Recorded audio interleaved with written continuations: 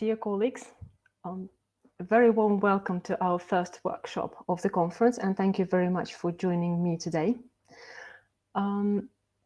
Before I introduce myself and the session, I would just make a small comment that today we're all heavily dependent on connectivity and on the internet connection. So just in case something goes wrong, I'm going to put the link to my slides in the chat. And if you experience issues, all my materials are there. There is also my contact.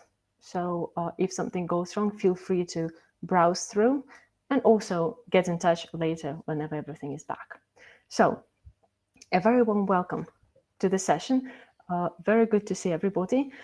Today we are working in the format of a workshop, and I really hope that you will be able to join me and we will have some sort of a conversation through chat.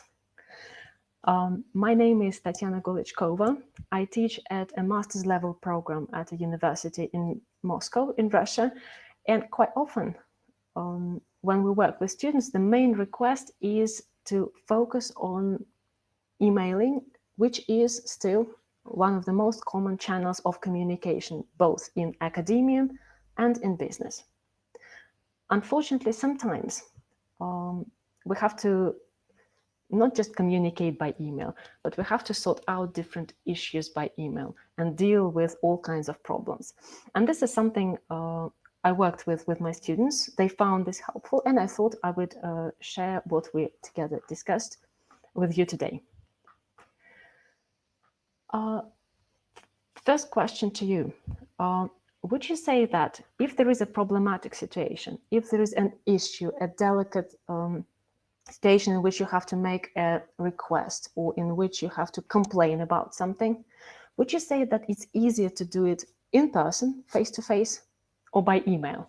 Can I ask you to put 1 if you feel that it's easier to sort out a delicate situation by email, and put 2 if you feel that in person might be more effective? 1, 2. Thank you.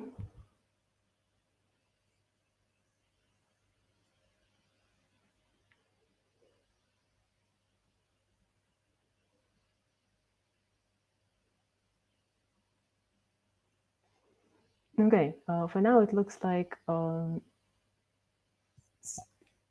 some people think that it is by email, the others think that it is in person, and I completely agree with you here.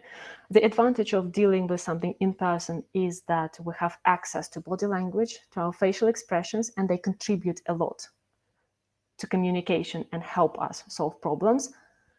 But by email, we have time to think, we have time to plan our response, and sometimes it really helps. So today we will see what exactly the challenges are and how to solve them. But first of all, let's look at the situation. Before you read this sample email, I'll put you into the context. You are helping a teacher run a course at a school. And this is the email you receive from the teacher at some point. Can I please ask you to take a look at the email as a manager who helps run the course, and tell me how it makes you feel.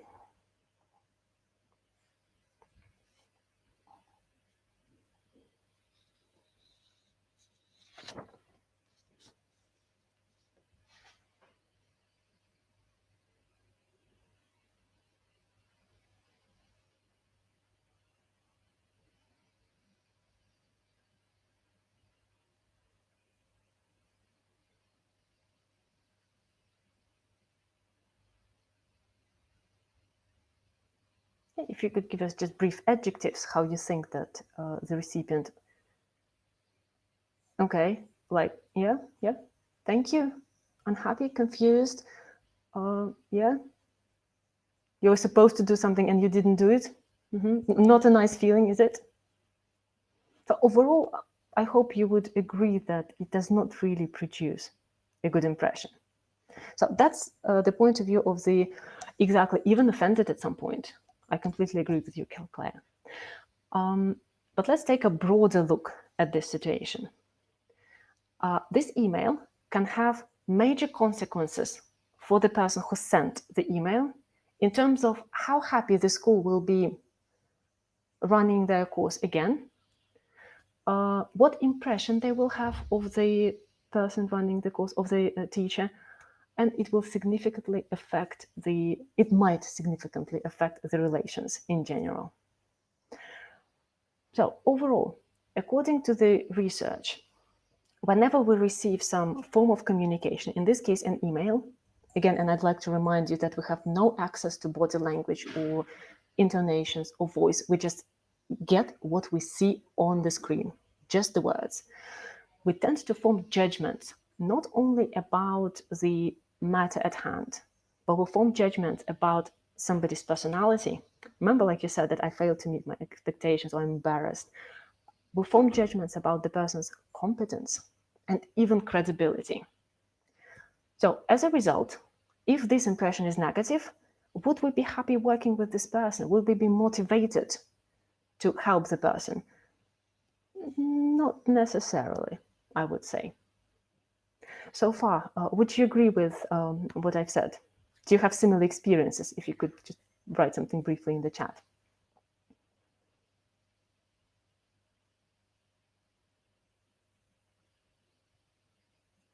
Thank you.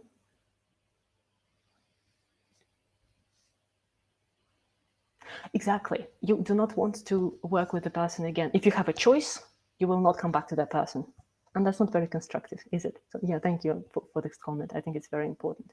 Well, today we will talk about how we can help our students in this situation of a foreign language communication. I will show you very specific techniques and strategies that help our students sound polite and cooperative, and also the linguistic means that will help us to implement those strategies. And at the end, we will summarize the teaching techniques that could be used. The ultimate goal is to make sure our students are ready to operate in the English-speaking environment, and their emails encourage people to work with them rather than discourage. Well, for technical purposes, I would split this email into two sections. And it will be easier to look at the strategies this way. The top one, what does it describe, would you say?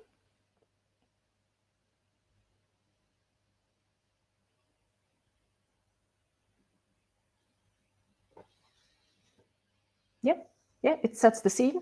It describes the situation. How about the second one? The blue part?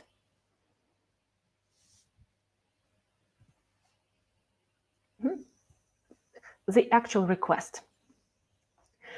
So we will be splitting the strategies into two categories, which we have just described.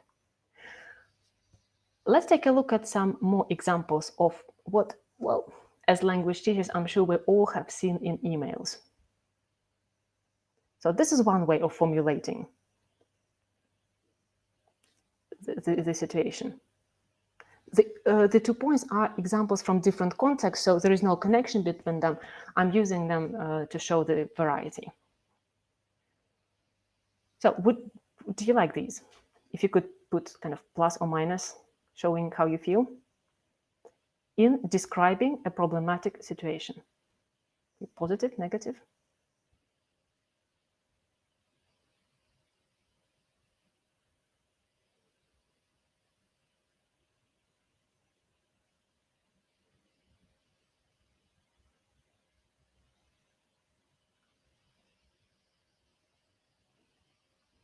Here, I'll just move on, and you'll have other opportunities to participate.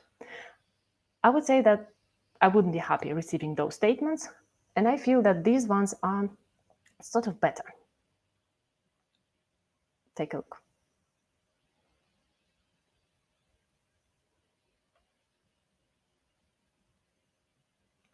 What happened here is that we uses the strategy called hedging, cautious language, sometimes called tentative language. When we describe a problematic situation, the worst thing we can do is overgeneralize and make unnecessarily categorical statements, which become untrue. So if we say that all people are unhappy about the situation.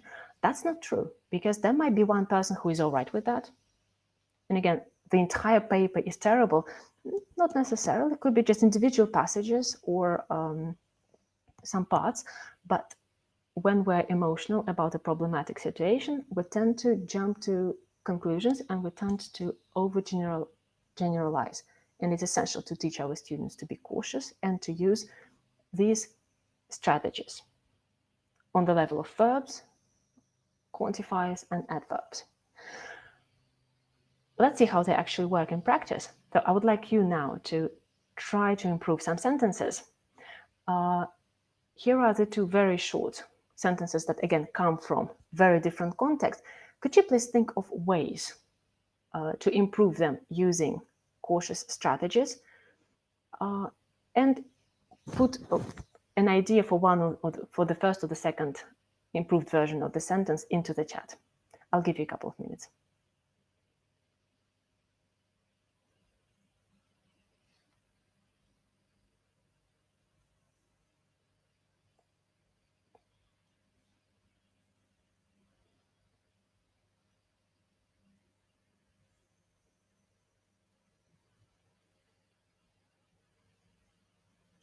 The modal verb may not be and exactly on time, like plus or minus. Yeah, thank you.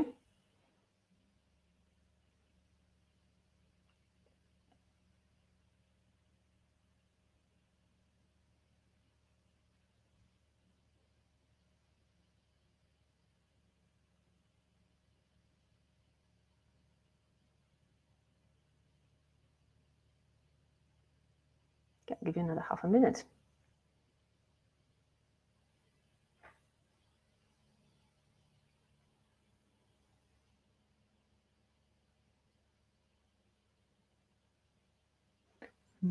There is evidence, there are indications. Oh, thank you.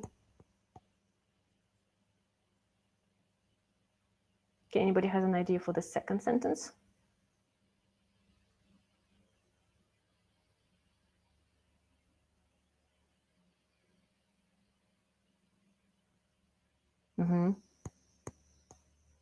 Thank you. Thank you, Pete. Here are some other ways in which you could improve the sentence. These are just possible answers. Obviously, there are multiple versions. The key here is to encourage our students to use cautious strategies and specific cautious language. As a speaker of Russian, in our culture, we tend to be very straightforward. And in our case, it's not just a linguistic problem.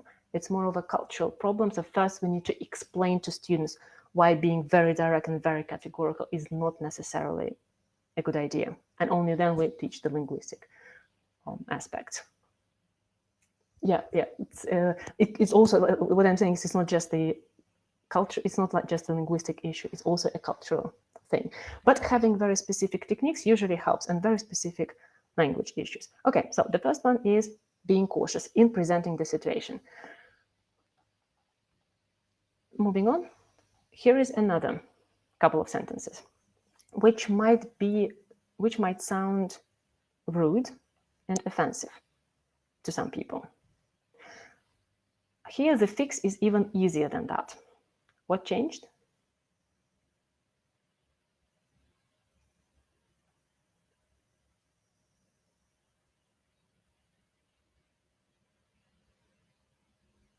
So this is the original sentences. These are the improved sentences.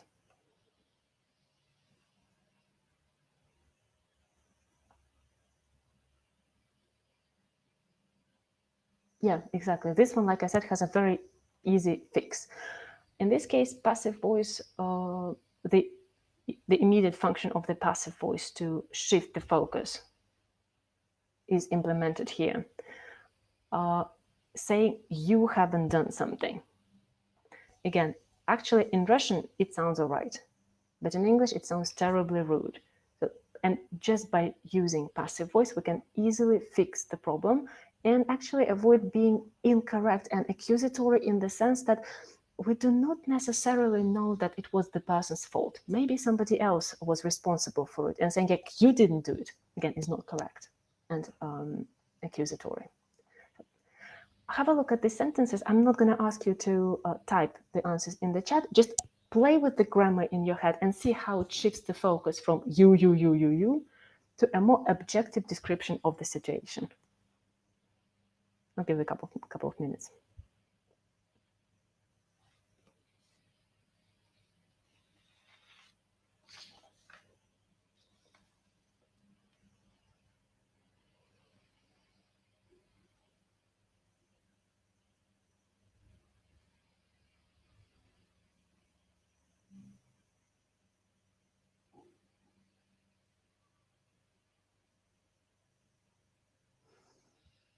Okay, and now I will move on to a strategy that has a similar purpose, but is slightly more complicated than just passive voice. So these are the possible answers, which are quite obvious. Let's look at other cases. You can use passive voice here, but there is a more elegant way around it. And here it is. What we did here, we kept the situation the same, but we shifted the focus from describing, from jumping to conclusion and accusing the receiver, the recipient of the email, to describing what we objectively saw. We have not received your documents. Does it mean that you didn't send them? Not necessarily. Maybe there was a technical issue. Maybe you provided the wrong email address. Again, that's wrong. That's a wrong, and that's an accusatory sentence. So by shifting the focus within the situation using various language means, we sound more objective and we do not jump to conclusions. This technique is not so much about the language, it's more about the thinking about the situation. So like not describing, not accusing the other person, but thinking what I objectively observe. This one is a little more creative, so we will share our ideas in the chat. Let's have a look at these two situations and see how we can reformulate them in a more friendly way. So take a few minutes, and whenever you have some ideas, I'll be happy to see them in the chat.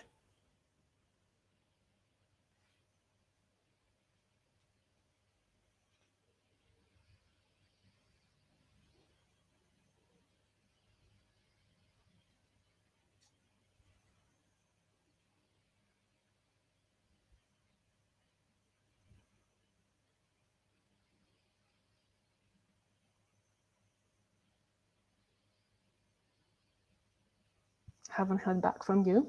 Thank you.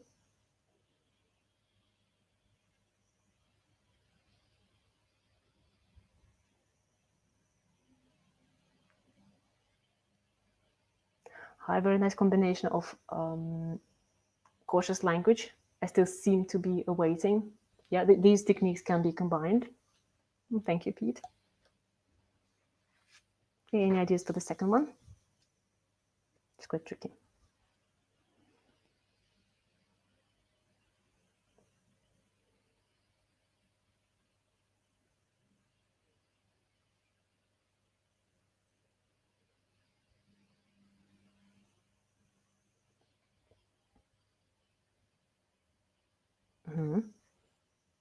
Focusing on the positive aspect, like coming on time. Well, there is no guarantee that people will not find allusions in this or that sentence. So it all comes down to the personal choice. But students need to be made aware that being too direct and too categorical will definitely not do. Yeah, just confirming very gently and very elegantly. These are some ways to deal with that. Like in the first case, that was similar to the first idea, like I haven't been able to reach you, talking about myself and my experience, and expressing our own feelings that I was concerned, and also providing the reasons why I was concerned, like because this interrupted me.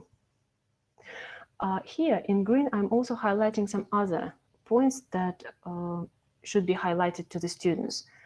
The first one, unfortunately, or I'm afraid, which serves as a very nice introduction to bad news to people. Unfortunately, we'll have to reschedule the meeting. This is a specific strategy that students usually benefit from, and they are not necessarily aware of it. Okay, so that was the third strategy, talking about describing the problematic situation and not offending other people and not sounding accusatory. Now we need to move on to the second part. Remember the blue part in our email. Do you happen to remember what it was about?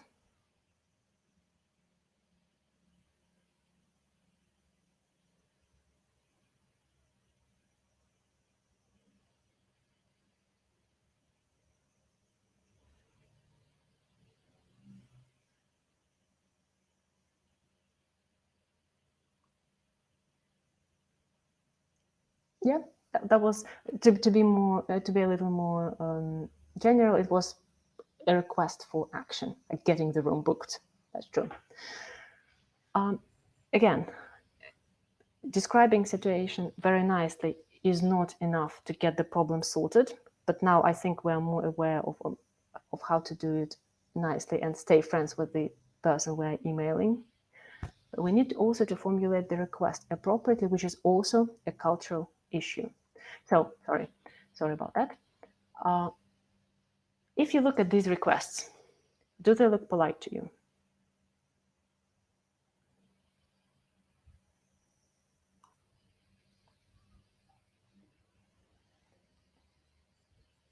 Okay, I can hear a confident no.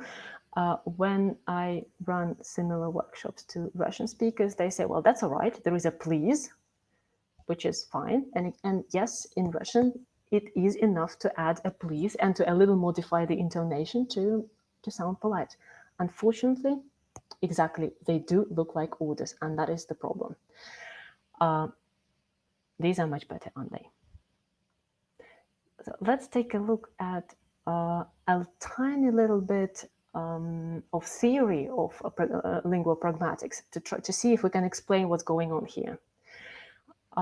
So whenever learners communicate in a foreign language, they, in a problematic situation, they need to find a balance between pragmatic clarity, that is describing exactly what happened and not offending anybody, hopefully, and staying polite. It is very difficult.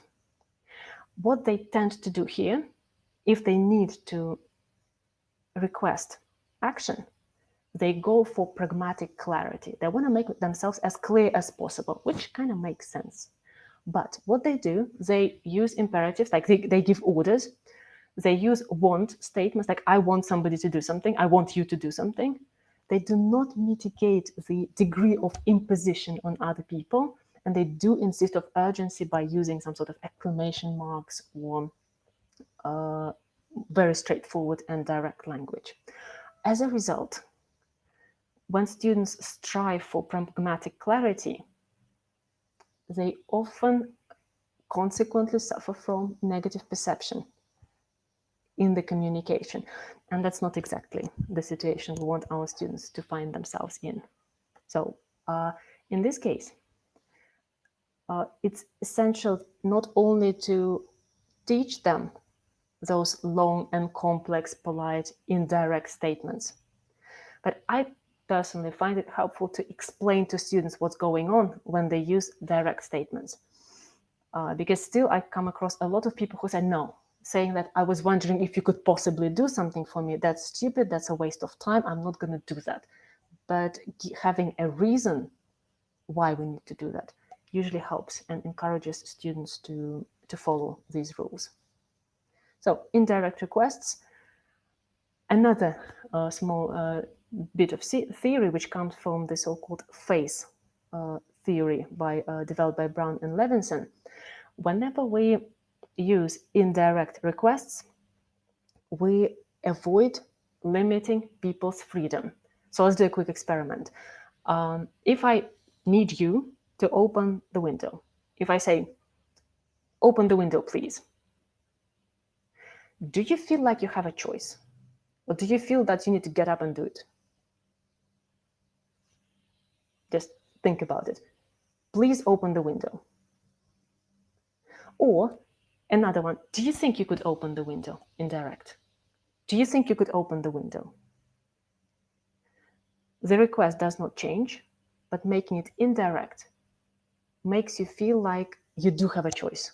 And as individuals, we appreciate having this choice and having this freedom. And this is the reason why direct requests are not perceived as polite ones in English. Does it make sense? Yeah, would you mind? That's another good suggestion. Also, indirect also avoids limiting people's freedom. Another interesting point before we do some practice. Would you use these ones at the end of the request?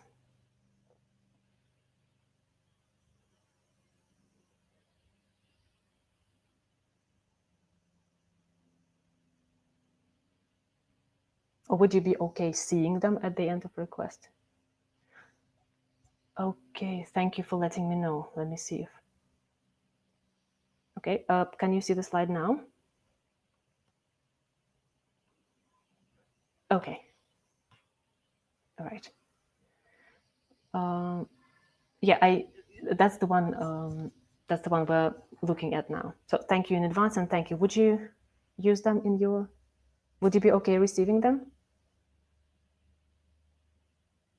Claire, there indeed was one slide that I skipped. I'll come back to it later. So maybe that's the issue. Sorry about that. Just a quick comment that in Russian, I keep quoting my culture because that's the one I'm most familiar with. Thank you in advance is a really, really, really polite way to finish an email with a request. It sounds very polite, very delicate, but what happens in the English-speaking culture? This is a meme, but I think it has a very nice explanation.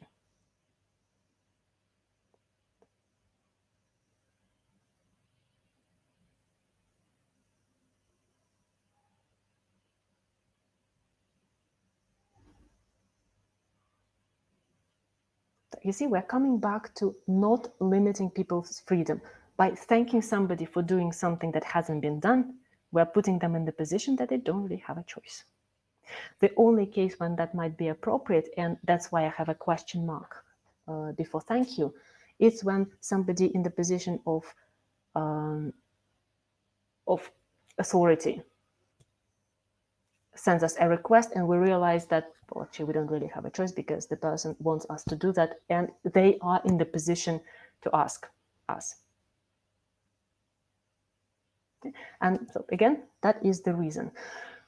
Before moving on, a quick comment. The slide that I skipped is a set of direct requests which we can use with our students to practice this strategy. I don't think we'll do it now. I'll just send in the chat once again the link to my slides. So if you are looking for some situations to practice with your students, you can go back to that slide and by all means use them.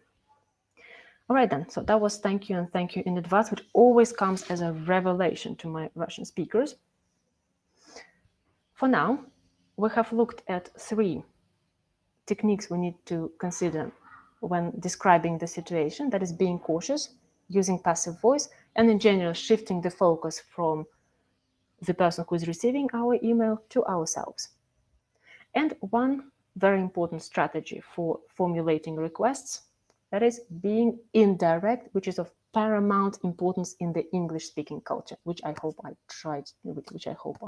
showed to you with the help of some examples. But as we were talking, I mentioned some other more general techniques, more general strategies, which I summarized on this page. Can I give you a few minutes to look through these 10 techniques, 10 recommendations for emailing, and in the chat, put the ones that do not make sense and you would like me to comment on.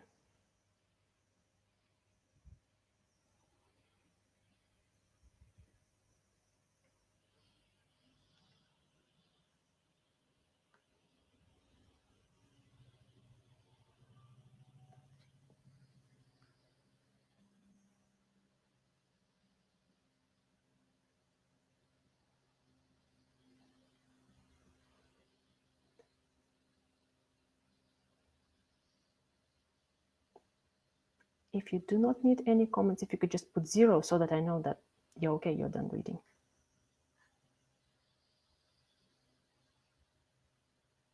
Thank you. Thank you, Rose.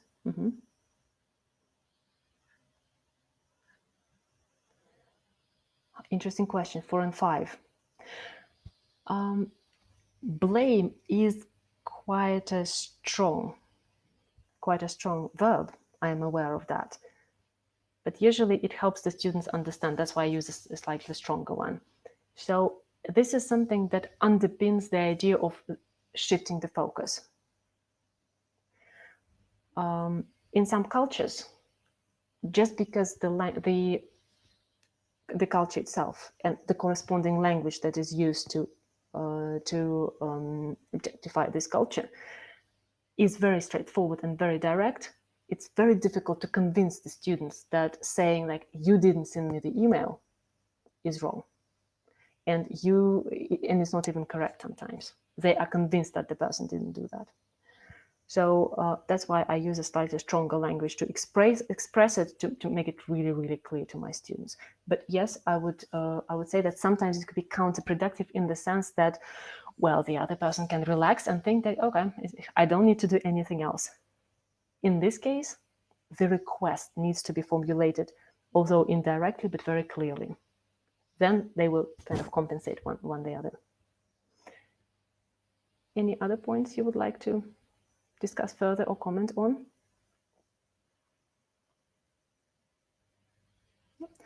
Okay, now I will switch the slides, but I will put these techniques into the chat. Unfortunately, it really messes with the formatting, but I think it's legible, more or less. So that now you have the strategies in your chat. You can refer to them. Look, I'm skipping more practice situations. This is how I work with the students, and if you want to borrow these, you are very welcome to do that. Let's come back to the email that we started with. Let's have a look if any of these techniques could be applied to improve this email. I will not ask you now to rewrite the entire thing. Take a quick look at the techniques. Remember the language technique that we discussed, like cautious language, indirect request. Have a look at the email and pick maybe 1 or 2 points which you think you know really well how to improve. And if you could share them with us in the chat, that would be very helpful.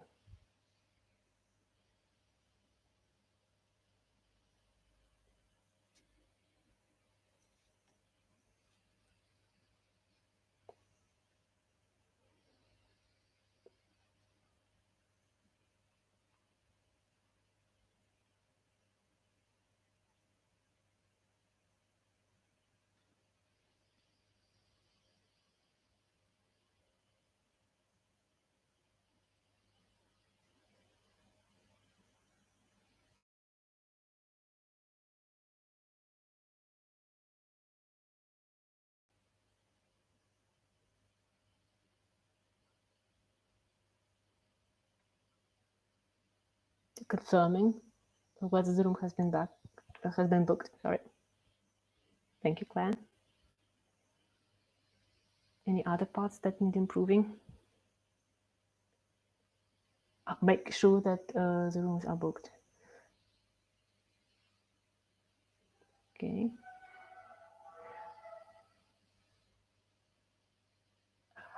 I like the idea, if we wait any longer, the room may no longer be available, kind of providing motivation for the person to do it quicker. Although I would reformulate the first part, and I would use it, perhaps I would use it in the second reminder, but in the first one, I would make it less direct.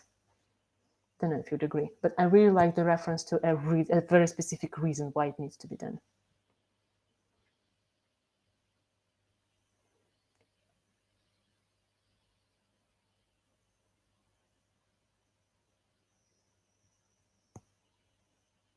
Yeah. So here we shift the focus to the students, because this is the school. The school is interested in having students. So they're interested in making their lives easier. And this is what they need to do. Yes, this is Rose. This is also a very nice suggestion. All right. So so far, you see, I don't know if you spotted it when you were working with the email. It is indeed a bit of a challenge finding the balance between what we called pragmatic clarity, like being direct, and being polite. But it's essential to be able to do that, because getting something done from people is one thing. It might not be very difficult, but staying friends after you got people to do what you want them to do, that might be a bit of an issue. So far, we have looked at quite a number of bad examples, but perhaps for a change, we will take a look at a good one. This is an authentic email that I received a little while ago. It also illustrates dealing with a problematic situation in which, okay, have a look at the email and tell me what you think happened, like what the actual situation was, and why the online project wasn't completed.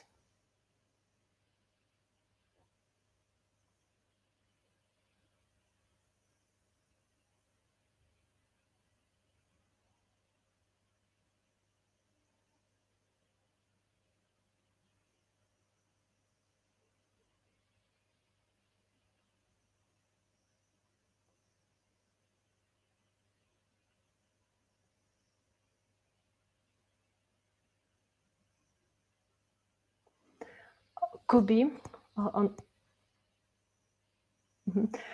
Rita, thank you so much for having such a good opinion of myself. Thank you. Actually, I was not aware that the system was down. I actually forgot about the project. That was entirely my fault. And I actually have a feeling that Jennifer, well, I changed the name of the person, she knew exactly what was going on. But have a look at the way she deals with this problem, in which I know I'm at fault. She also knows that.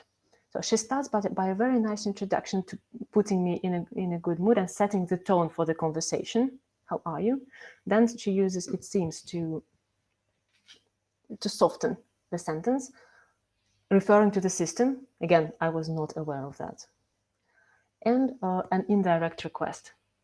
There are other ways in which this could be formulated, but this one is, I think this one illustrates quite nicely all the points that I made earlier. So this is, I would say, a good example. All right. So this will done that. I shared with you some language, some strategies, even some pragmatic theory. In what teaching context would you say that could be appropriate? Like, what levels would you discuss it with? What context in terms of academic, business, general? Where might you apply it?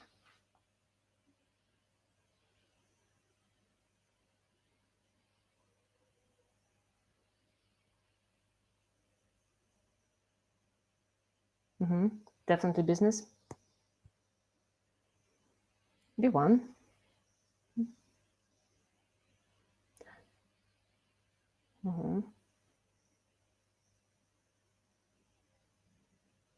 Yeah, we seem to be in agreement that it's around B1. Actually, it could go down to A2, but in this case, we would present those strategies as chunks of language that could be inserted into emails. And obviously, the variety will be much smaller. Yes, definitely IELTS exam students.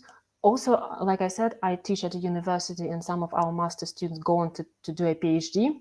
So they need to know that to sort out different issues. So you see quite a variety of contexts, and actually quite a variety of levels as well. So the sooner we start getting these ideas across to our students, I think the better they will acquire them, and the sooner they will understand how communication works. In the session, I showed you the teaching techniques that I find particularly helpful in teaching these, and I summarized them on this slide. Could you please have a look, and if there is something that doesn't make sense, or you want me to give you more comments of, if you could put the numbers in the chat.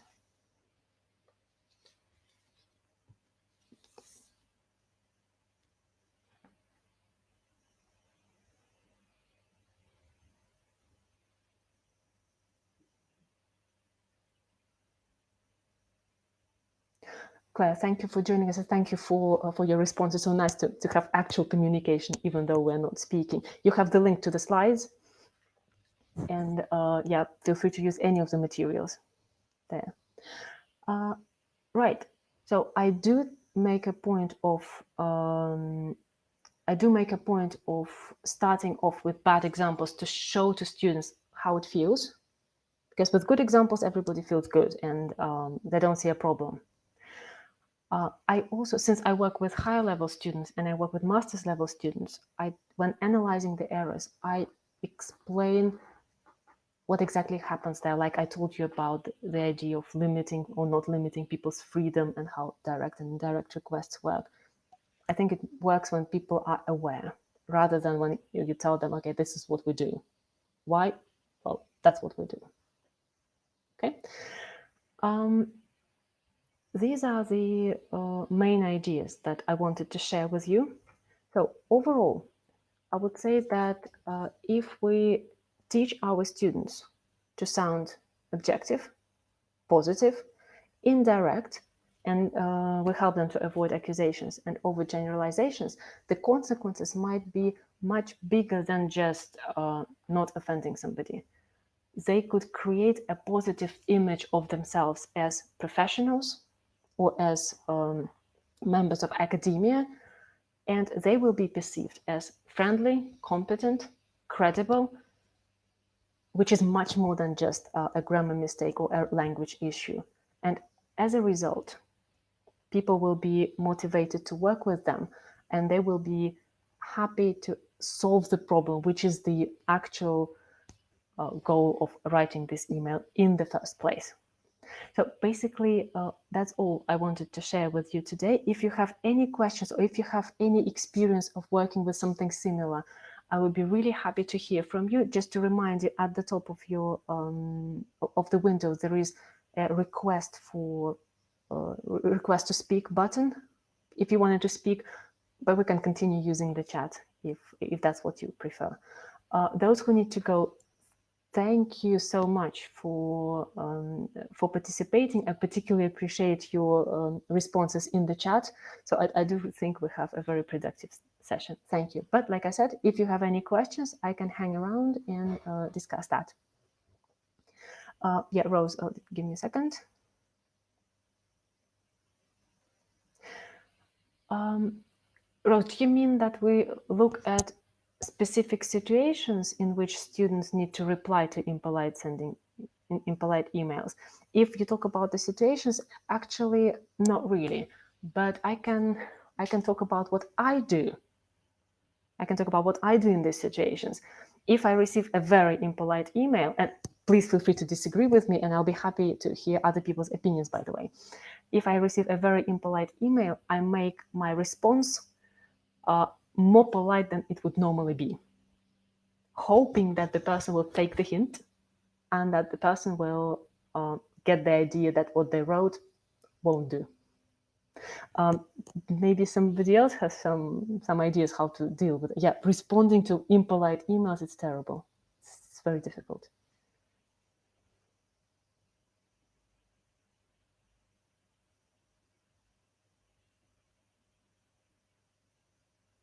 Okay, thank you for joining me. Thank you.